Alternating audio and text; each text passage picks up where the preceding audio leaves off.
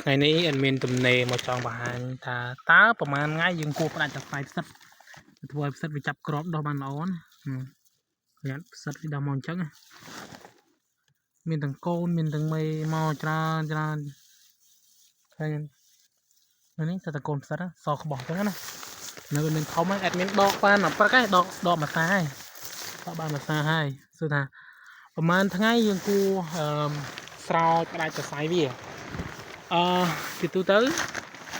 អេដមីនត្រូវការចំណាយពេល4ថ្ងៃផ្ដាច់ចង្សៃតែបើតាមគេបរៀនអ្នកលក់ផ្សិតគាត់បរៀនអីគាត់បរៀនតែ3ថ្ងៃយើងត្រូវផ្ដាច់ចង្សៃតែសម្រាប់អេដមីនតល់អេដមីនចំណាយពេលគឺផ្ដាច់ចង្សៃនិយាយពេល4ថ្ងៃដើម្បីឲ្យស្ពរវាដើរពេញល្អអានេះអត់សូវបានដោះល្អទេដោយសារវាក្តៅពេកស្ងួតស្ពរណាញ៉ាំពួកនេះវាស្ងួតងាប់ទៅវិញហើយតើយើងវិញមិនចេះបានដឹងថាវាមាននៅក្នុងមកប៉ុណ្ណាវាដោះនៅក្នុងសសនៅឃើញសសគឺចាប់ក្របច្រើនមែនតើ3ថ្ងៃវាដោះដូចគ្នាគាត់ថាវារៀងស្ទើវាអត់សូវដោះមកច្រើននេះសាសនាអេដមីនកាត់ព្រឹកមិញណាអេដមីនកាត់ព្រឹកមិញអញ្ចឹងបើសួរថាតើគួរកាត់ផ្ដាច់ចង្សៃប្រហែលថ្ងៃទីប្រហែលគឺយើងត្រូវកាត់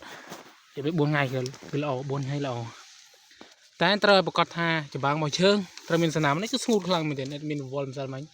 គឺប្រកម្មវិធីតម្លាក់ចក្រានក្មួយគឺអត់បានធ្វើការក្របចម្បាំងគ្រប់អីល្អអត់ទេអញ្ចឹងទៅឃើញវា